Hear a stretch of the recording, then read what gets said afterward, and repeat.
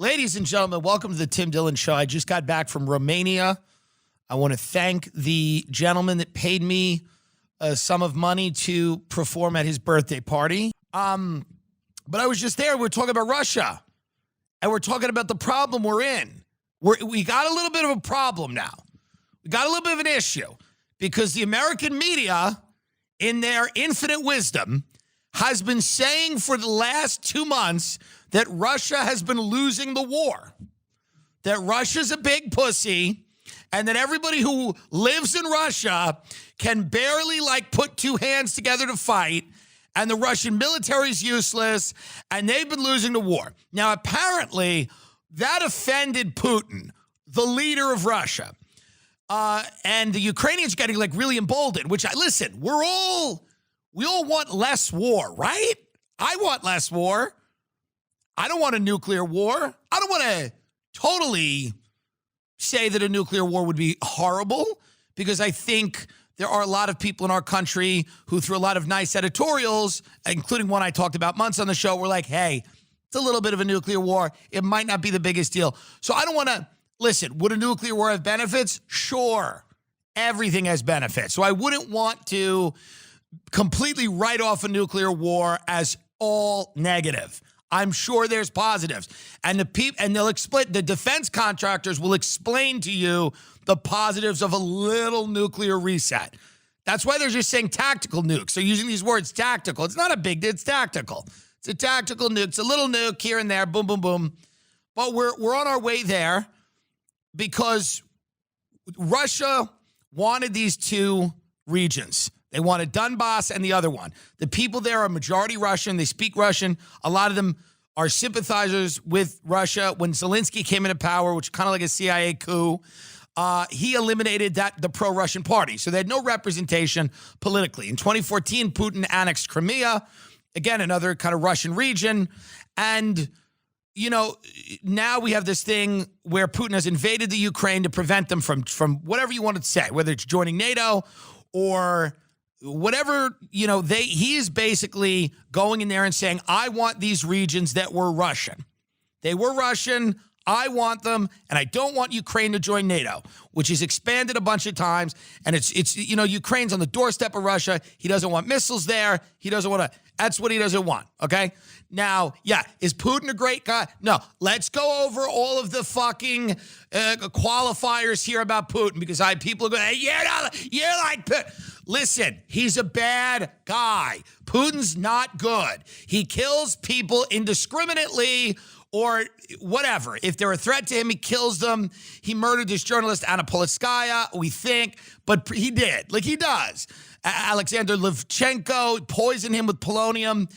Everyone's dying now. Anyone who's ever said anything negative about the war, they're all dead. He's not a good guy.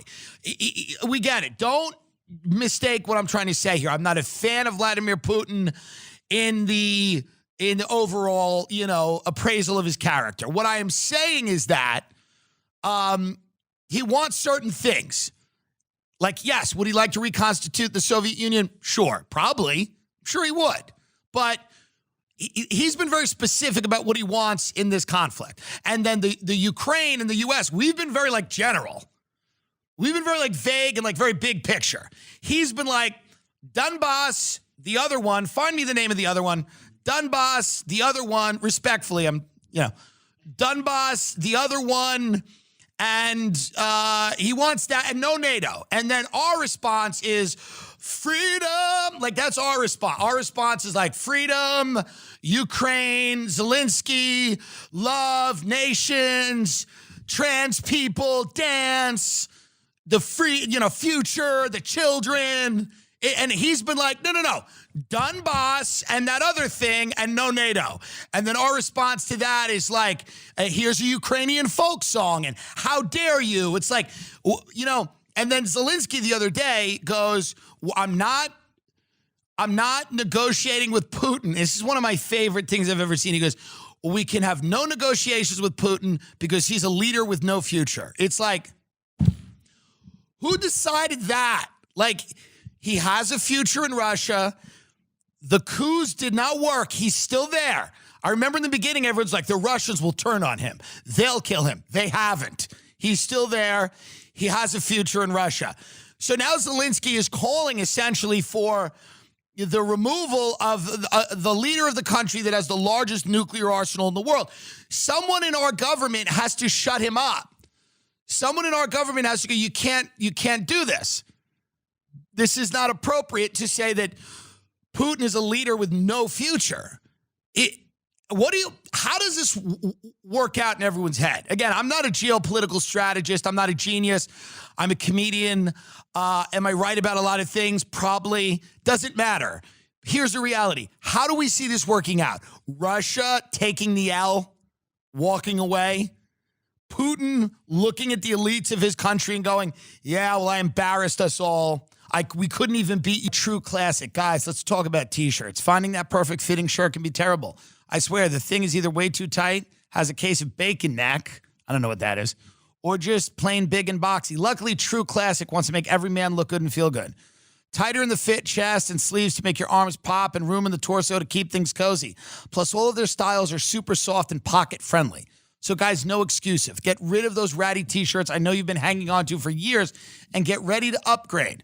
We have an exclusive deal for our listeners. We want to hook you up with some True Classic. For limited time, get 25% off with the code TIM at trueclassic.com. Almost all men's T-shirts are designed to look good on a certain body type. Skinny models with six-packs. But most of us aren't packing anything but a few beers. And there's nothing wrong with that. My dudes, it's simple. You're wearing the wrong clothes. I am now going to tell you about a time when I couldn't find a shirt that was good. One time I went to a store and I couldn't fit in any of the clothes, and I was angry and sad. A friend of mine said, have you ever talked about True Classic? And I went, what? Or he'd seen it or heard of it?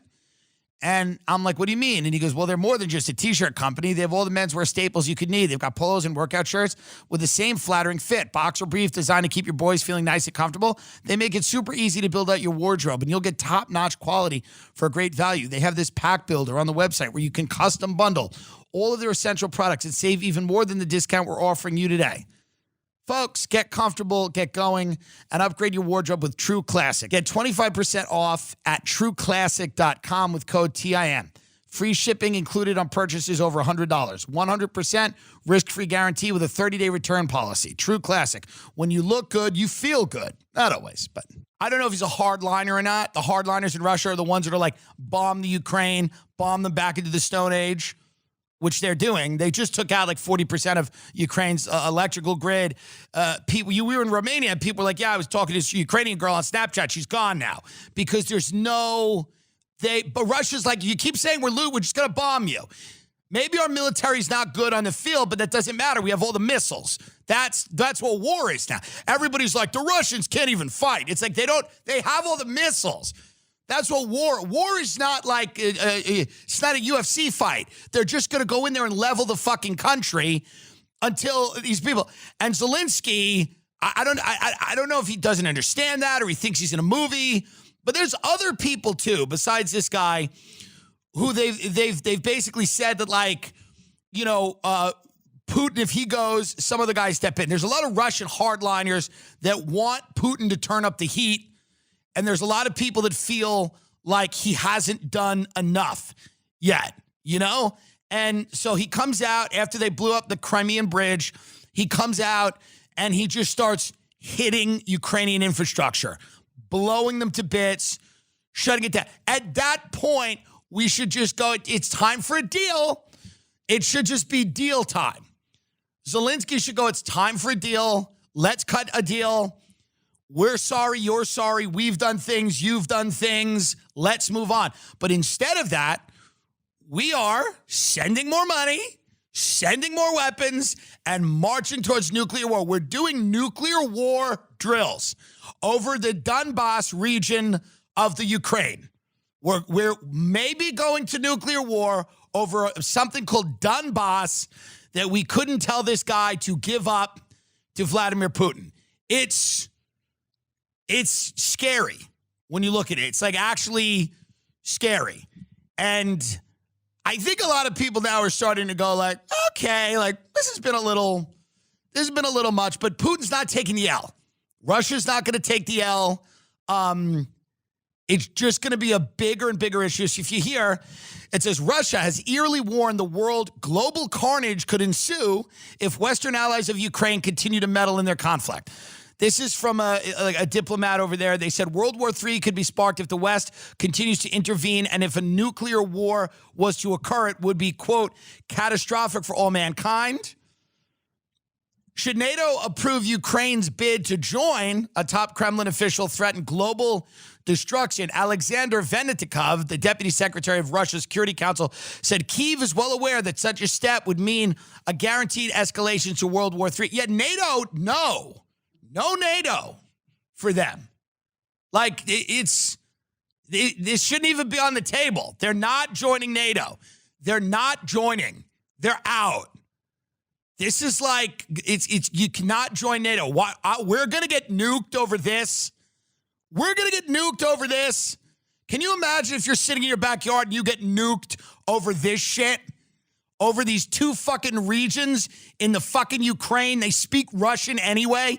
Can you imagine if you're vaporized over this garbage? It's crazy to me that nobody's trying to calm this down. There's nobody trying to calm it down.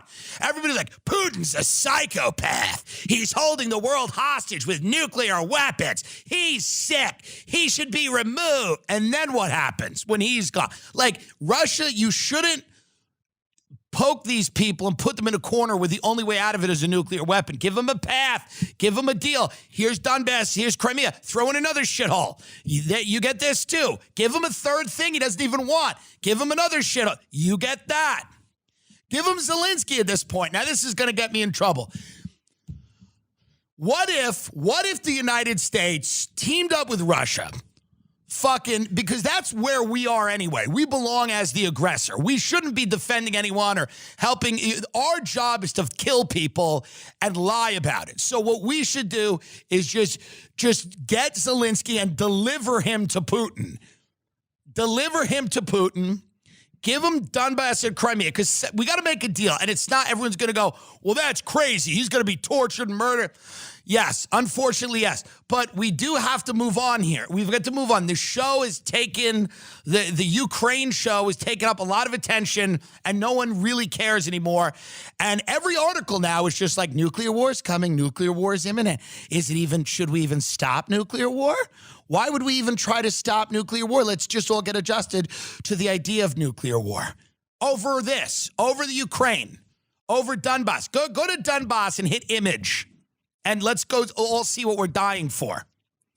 This is where we're all going to die. Donbass, Ukraine. Here it is. Let's take a nice photo of Donbass. Let's see if there's any other photo. Can we get any other photo of Donbass? Let's see if we could get like I want to give them the benefit of the doubt. Let's get a nice photo where it's like you could see, because we're all going to die over this. We might as well have like some type of idea. It's not, there's no even photos of this. Interesting. Okay. Well, maybe we all die. Maybe we all die. And, I'm it's not the move to tell this guy, Putin, that he's a loser. That's nice. Bring that up. That's a pretty photo. Look at that. It's a meadow. Okay. There it is. It looks like Austin, Texas. That looks like Lake Travis. So instead of just giving that dump to Russia, we're all going to die. That makes sense, right? So that every defense contractor in America can sneak into a private bunker when the nuclear war hits and then count money. Great. Well, what are you going to do? It's not that bad, and I'm sure maybe I'm overreacting about it. But, you're over there in Romania, you're talking to people, they're like, yeah, Russia's not losing, and they don't have any plans to lose, and Putin's just going to unleash a holy fire and fury in hell, which he's been doing, and we're like, yeah, but did you read the piece in the New Yorker? Did you read that? The New York Times really served it up to Putin. It's like, no, guys, I'm telling you, Putin's been very specific about what he wants. We've been vague in general. And in an argument, when someone's very specific and someone else is just kind of pie in the sky, like very general, usually the specific person kind of has the upper hand because they're going, hey, here are the things that I want. They will make this better. And you're going like, I don't even know you. It's like, that's not helpful. So instead of like all the freedom and democracy stuff, just give it to him. Just give him what he wants. Give him what he wants, and it'll all be okay. Because there's no way to, because Zelensky's so high on himself. The goal here should be less war, not more war. It should be less. Zelensky is so high on himself that there's absolutely no way that you could see, unless Russia takes a total L. So we're setting up a situation where Russia has to be humiliated on the world stage. Understand what that means. Understand what it means that we are putting Russia in a position where the only outcome that we think is acceptable is if Russia is completely isolated and humiliated in front of the world. Russia, the country with the biggest nuclear arsenal, Russia, that country. We want them to be humiliated. We want Putin to like say sorry, do a press conference, apologize, pull troops out, admit to losing. And we think that that's going to happen. We, in our brains, in somebody's brain, they think that's going to happen. And it is not. Probably not. So I would just say we should be a little careful over there, especially speaking to like some people in Romania, some from the Ukraine, refugees. Like, you know, we spoke to a good amount of people over there. And, you know, I think everybody wants the war to end. And nobody wants it to end in like a, you know, mushroom cloud.